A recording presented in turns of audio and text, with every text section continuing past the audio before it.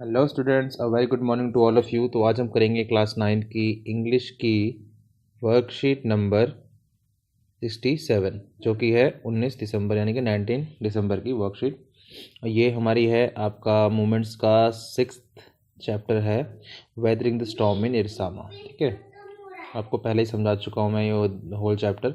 और यहाँ जो हमारे सामने दी हुई है ये इस पूरे के पूरे चैप्टर की समरी दी हुई है। ठीक है, इस पूरे के पूरे चैप्टर की समरी दी हुई है, किस चीज़ के बारे में है, क्या होता है चैप्टर में, एक ब्रीफ दिया हुआ है, मतलब शॉर्ट में समझाया गया है। ठीक है, the story gives an account of the storm that hit the coastal town of Irasama in Odisha state in year 1999। अब ये स्टोरी में क्या है, बेसिकली ये स्टोरी हमें बताती है 1999 में कोस्टल टाउन, बोले तो जो समुद्र के साथ में लगता हुआ जो उनका टाउन है उड़ीसा में, वहाँ एक स्टॉर्म आया था, उसका अकाउंट दिया गया है। अकाउंट बोले तो बैंक वाला अकाउंट नहीं, एक स्टोरी दी गई है, कैसे आया, कैसे कैसे लोग के साथ क्या हुआ, कितना डैमेज हुआ, ये सब दिया हुआ है। Detail of how he worked hard to help the villager overcome the devastation caused by the storm inspire us to have courage and positive approach towards life. अब ये पूरी स्टोरी में जो मेन कैरेक्टर है उसका नाम क्या है? उसका नाम है प्रशांत। ठीक है, जो मेन कैरेक्टर है इस पूरी स्टोरी के अंदर प्रशांत नाम है उसका, और ये 19 साल का एक लड़का है। YRS लिख देता हूँ मैं, 19 साल का एक लड़का है। उसी की एक कहानी है, कैसे उसने अपना पॉजिटिव एटीट्यूड दिखाया, लोगों की मदद की और लोगों को दुख से बाहर लेके आया। ठीक है, जो भी डिवास्टेशन हुई थी स्टॉर्म से, उसमें बहादुरी दिखाते हुए, पॉजिटिव अप्रोच दिखाते हुए उसने अपनी लाइफ को पटरी पे लेके आया वापस। ठीक है, उसी के बारे में स्टोरी है। तो आइए चलिए पहले इसको पढ़ लेते हैं, फिर क्वेश्चन आंसर को डिस्कस करेंगे।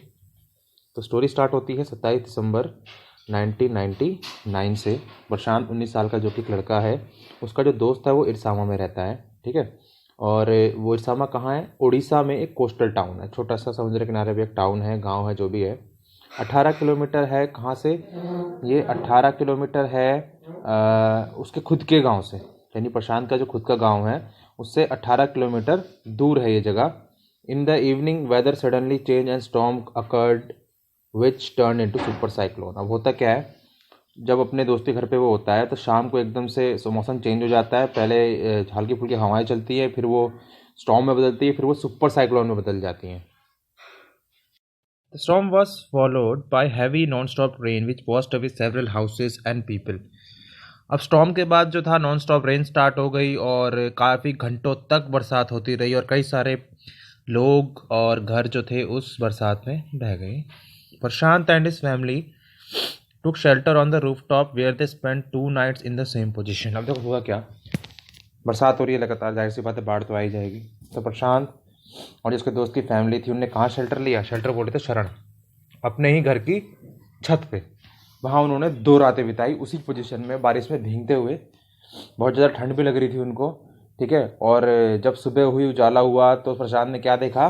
Destruction caused by the super cyclone. जहाँ तक उसकी नज़रें गई सिर्फ उसे पानी दिखाई दे रहा था। आसपास का कोई भी घर या पेड़ कुछ दिखाई नहीं दे रहा था, सब गिर चुके थे, बह चुके थे। बस जो पक्के मकान थे उनकी दीवारें दिखाई दे रही थी बस। Prashant was worried about his family but he was helpless.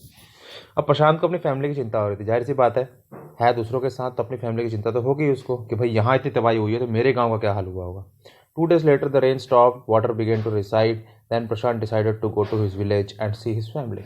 2 दिन बाद बारिश कम हो गई, रुकी गई, पानी भी हल्का हल्का छटने लगा। तो प्रशांत ने डिसाइड किया भाई यहाँ बैठे बैठे रहने से, हाथ पे हाथ धर के कोई फ़ायदा नहीं है, इसी पानी में मैं किसी न किसी तरीके से अपने गांव तक जाऊंगा। On the way he came across many human bodies, carcasses of dogs, goats and cattles. अब जब वो निकला रास्ते में तो बहुत परेशानी हुई उसे। उसने एक स्टिक भी ली, अच्छी खासी लंबी सी, पानी की गहराई नापने के लिए, कि जहाँ कम गहरा होगा वहीं से जाएंगे। अब रास्ते में उसे इंसानों की लाशें, जानवरों की लाशें, कुत्तों की, गाय भैंस की, बकरियों की, सब हाथ से साइड करनी पड़ रही थी, इतनी तबाही मची थी। सोचो क्या नज़ारा होगा।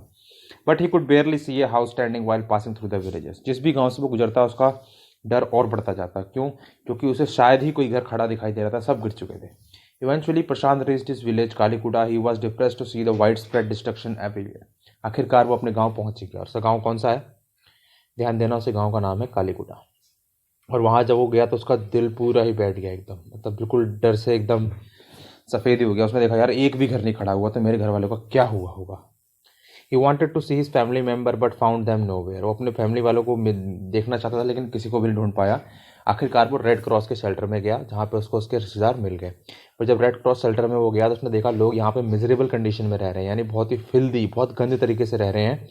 यहाँ पे खाने की कमी है, यहाँ पे दवाई की कमी है, यहाँ पे लोग, यहाँ पे लाशें पड़ी हुई हैं, यहाँ पे इंजर्ड लोग पड़े हुए हैं, किसी का हाथ टूटा है, किसी का सर फटा है, किसी का पैर टूटा हुआ है ना, चोटें लगी हुई हैं लोग को, वहीं पे उल्टी है, वहीं पे यूरिन है, सब कुछ, मतलब गंदगी बहुत थी वहाँ पे। तो सबसे पहले उसने डिसाइड किया कि वो एक टीम बनाएगा और टीम बना के सबसे पहले खाना लेके आएगा, क्योंकि भूखे पेट कोई काम नहीं कर सकता। तो उसने यंग लोगों की और एल्डर्स की टीम बनाई और अनाज लेके आया कैब में। सबने भर पेट खाना खाया, 4 दिन में पहली बार सबने भर पेट खाना खाया था।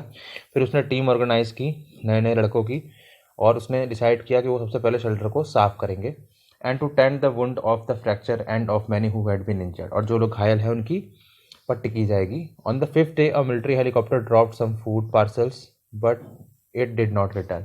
अब 5वें दिन वहाँ पे एक मिलिट्री हेलीकॉप्टर ने कुछ राशन गिराया, और लेकिन वो वापस नहीं आया। तो प्रशांत ने डिसाइड किया, एक प्लान बनाया कि ये हेलीकॉप्टर के ध्यान यहाँ पे दिलाना पड़ेगा कि ये तो और खाना गिरा है। तो उसने छोटे बच्चों के पेट पे थाली रख के उनको रेत में लिटा दिया, जिसकी वजह से हेलीकॉप्टर ने उनको देख लिया और वहाँ पे रेगुलर बेसिस पे खाना गिराना स्टार्ट कर दिया, फूड पैकेट्स, अनाज। Prashant rehabilitation work went on ceaselessly, he bought the orphan children together and put up a polythene sheet shelter. उसने देखा यहाँ बहुत सारे बच्चे अनाथ घूम रहे हैं, उनकी कोई देखभाल नहीं कर रहा, तो उसने क्या किया, उनके लिए एक टेंट बनवाया और वहाँ उनको रखवाया, और जो औरतें जिनके पास कोई बच्चे नहीं थे उनको मोबिलाइज करके और बोला कि भाई आप लोग इन बच्चों की देखभाल करोगे, आदमी औरत दोनों, ठीक है, और इनकी खाने पीने की व्यवस्था करोगे। He persuaded the woman to work with NGO and organise sports for children. उसने औरतों को एनजीओ में काम करने पे लगाया और बच्चों के लिए स्पोर्ट्स ऑर्गेनाइज किया, और बाद में जो बच्चे ऑर्फन हो गए थे, ऑर्फन बोलते अनाथ हो गए थे, उनको उसी गाँव में, जिन फैमिलियों के पास बच्चे नहीं थे, उन्हीं में सेटल कर दिया। Thus Prashant became the savior of thousands of cyclone affected people. His selfless service for the mankind is praiseworthy। और इसलिए प्रशांत जो था 1000 लोगों से भी ज़्यादा लोगों का वो क्या बन गया, एक तरीके से मसीहा बन गया उनके लिए। And his selfless service for mankind is praiseworthy. और जो उसकी सेल्फलेस सर्विस थी, बिना अपने बारे में सोचे जो उसने लोग को सर्विस दी थी, वो बहुत ही ज़्यादा प्रेसवर्दी थी, तारीफ लायक थी, ठीक है। तो यहाँ पे आपको समझा दिया गया है। अब आते हैं क्वेश्चन आंसर, जो कि आपको आपकी स्क्रीन पे भी दिखाई देंगे।